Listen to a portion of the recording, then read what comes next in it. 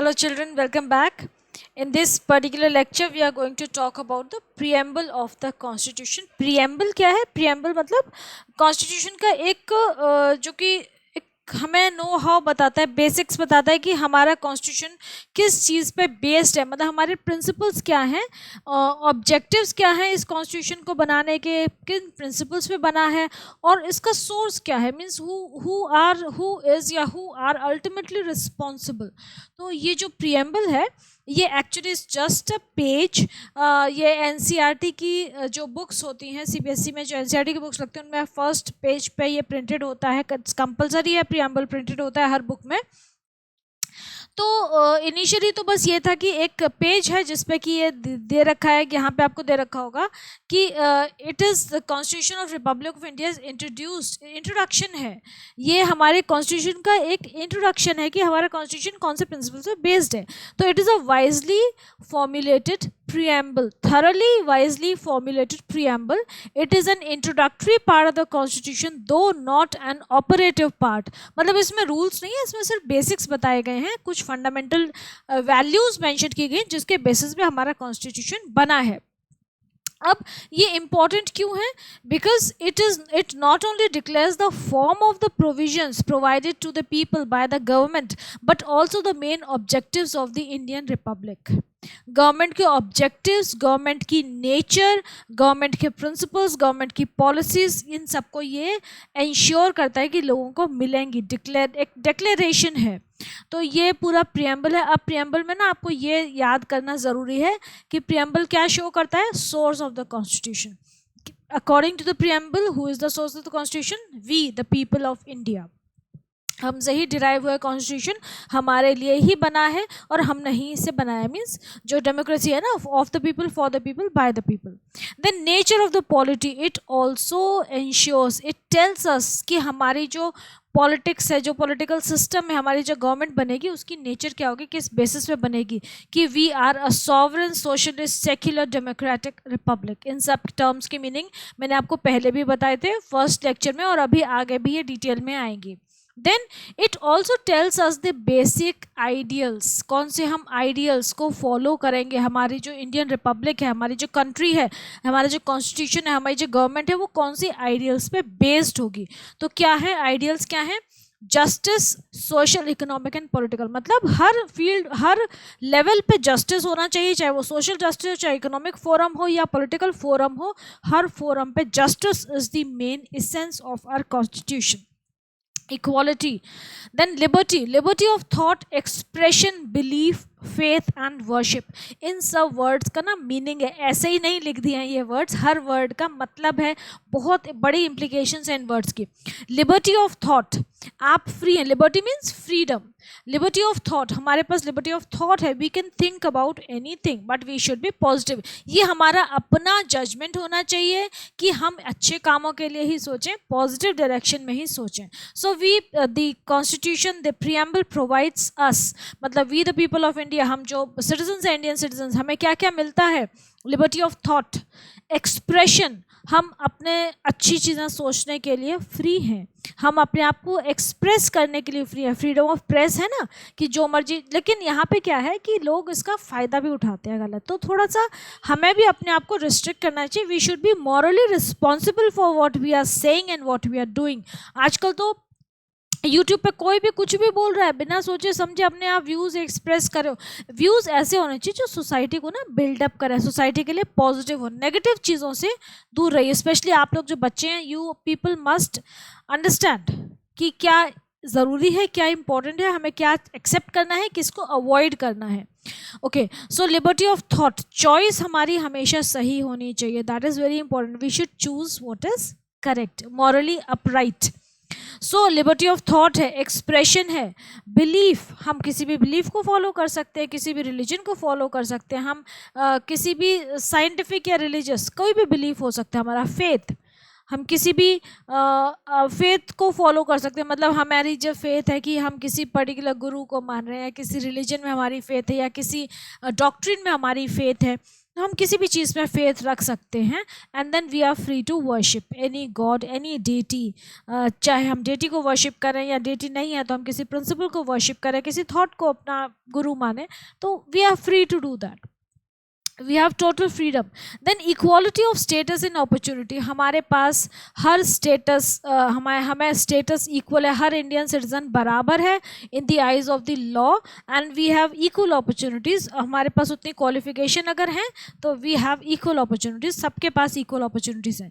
Fraternity, fraternity का मतलब हो गया ब्रदरहुड, जिसको हम कहते हैं ना भाईचारा, assuring the dignity of the individual and the unity and integrity of the nation, मतलब एक बंदे का अपना जो सेल्फ रिस्पेक्टेड डिग्निटी है वो भी मेंटेन हो, लेकिन उस मेंटेनेंस के साथ हमें अपनी नेशनल इंटेग्रिटी को नहीं भूलना है। सबसे इम्पॉर्टेंट है nation, national integrity, national unity, है ना। हिंद वो है ना, हिंद के निवासी हम सभी जन एक हैं, वेशभूषा चाहे हमारी वेशभूषा अलग है, हमारे थॉट्स अलग हैं, हमारे कलर अलग है, कास्ट अलग है, क्रीड अलग है, लेकिन हम basically we are all Indians. तो सबसे पहले कंट्री, देन फिर बाकी चीज़ें आती हैं।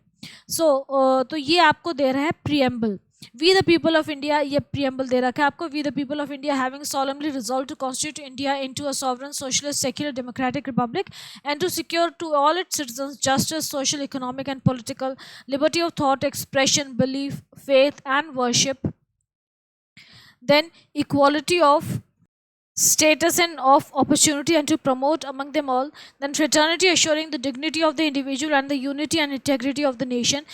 ये पूरा हमारा प्रियम्बल है। In our constituent assembly this 26 day of November 1949 do hereby adopt, enact and give to ourselves this constitution. तो ये हमारा प्रियम्बल है कॉन्स्टिट्यूशन का। अब इसमें क्या है कि पहले ना preamble was not considered an integral part of the constitution, it was just एक इंट्रो टाइप था कि इंट्रोडक्शन है कॉन्स्टिट्यूशन का।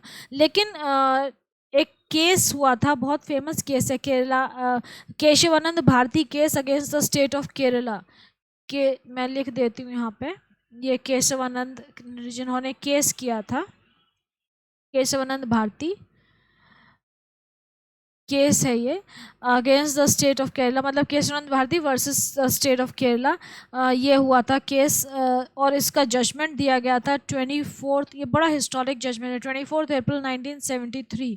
इसके अकॉर्डिंग जो प्रियम्बल है it was considered an integral part of the constitution, मतलब अब प्रियम्बल जो है वो कॉन्स्टिट्यूशन का पार्ट है। पहले वो सिर्फ उसका एक इंट्रो माना जाता था, it was not incorporated into the constitution, now it is an integral part of the constitution due to this Keshavananda Bharati case, जिसका की जजमेंट दिया गया था। ये कुछ more than 2 months, it ran for more than 2 months this particular case, and ये judgment दिया गया था, हिस्टोरिक जजमेंट ऑन 24 अप्रैल 1973। ठीक है, ये ध्यान रखिएगा, केशवानंद भारती केस के वजह से हम प्रियम्बल जो है वो हमारे कॉन्स्टिट्यूशन का एक इंटीग्रल पार्ट बन गया है। अच्छा, अब हमारे जो प्रियम्बल था उसमें कुछ चेंजेस भी हुए।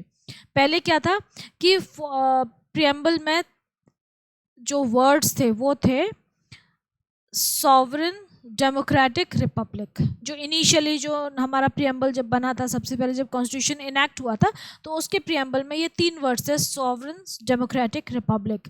लेकिन 42nd कॉन्स्टिट्यूशन अमेंडमेंट एक्ट 1976 के थ्रू अमेंड किया गया इसको, और वो जो अमेंडमेंट हुआ उसमें 2 नए वर्ड्स ऐड हुए। वो क्या ऐड हुए हैं?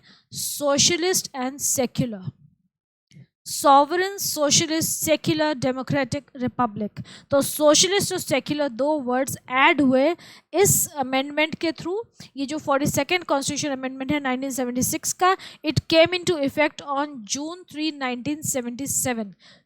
अमेंडमेंट हुआ है ये एक्ट के through and it came into effect. ये जो अमेंडमेंट हुआ, ये जो रूल पास हुआ, it came into effect on June 3, 1977। और तब ये 2 वर्ड्स जो थे ये हमारे प्रियम्बल में ऐड कर दिए गए। ठीक है, सोशलिस्ट एंड सेक्युलर। तो इसलिए क्योंकि ताकि जो कॉन्स्टिट्यूशन है वो और क्लियर हो जाए कि हमारा कॉन्स्टिट्यूशन एग्जैक्टली क्या क्या फीचर्स, क्या क्या प्रोविजंस दे रहा है इंडियन लोगों को। This amendment less emphasis on secular and socialist aspects. ठीक है, it lays emphasis on secular and social aspect. A little later, the term integrity was also incorporated in the preamble. बाद में integrity term भी incorporate हुई. महात्मा गांधी ने क्या कहा है पंडित नेहरू के लिए कि he is pure as crystal and truthful beyond suspicion, the nation is safe in his hands, and और भी बीच में बहुत कुछ, and I know this that when I am gone he will speak my language. ये नेहरू जी की तारीफ कर रहे हैं Gandhi ji. Okay, then after all, a constitution is like a machine, is a lifeless thing.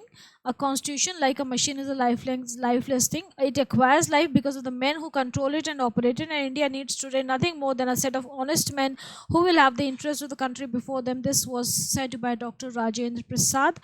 तो इसका मतलब ये है कि हमारा कॉन्स्टिट्यूशन जो है वो लाइफलेस नहीं होना चाहिए. इस स्टेटमेंट का मतलब क्या है कि इट शुड बी फ्लेक्सिबल. जैसे जैसे चेंजेस आते हैं दुनिया में, बहुत सारे चेंजेस आते हैं, बहुत सारी नई चीज़ें इनकॉर्पोरेट होती हैं, नई इन्वेंशंस होती हैं, तो उसके हिसाब से हमें अपने कॉन्स्टिट्यूशन को भी थोड़ा थोड़ा पॉजिटिवली चेंज करना चाहिए, जैसे कि हम करते आ रहे हैं. तो उसके लिए अमेंडमेंट्स होते हैं, एक्ट्स होते हैं जो कि पार्लियामेंट पास करती है मेजॉरिटी से. तो यहाँ पे आपको दो पिक्स दे रखे हैं, Pandit Jawaharlal Nehru signing the constitution and doctor Rajendra Prasad signing the constitution, the first PM of India and the first president of India. तो this was all about the preamble of the constitution. अब इसके बाद हम करेंगे जो आइडियल्स और जो ऑब्जेक्टिव्स दे रखे हैं कि हमारे कॉन्स्टिट्यूशन में क्या होना चाहिए इंडियन गवर्नमेंट के लिए, वो सब जो दे रखे हैं वो पॉइंट वाइज करते जाएंगे. Okay, take care.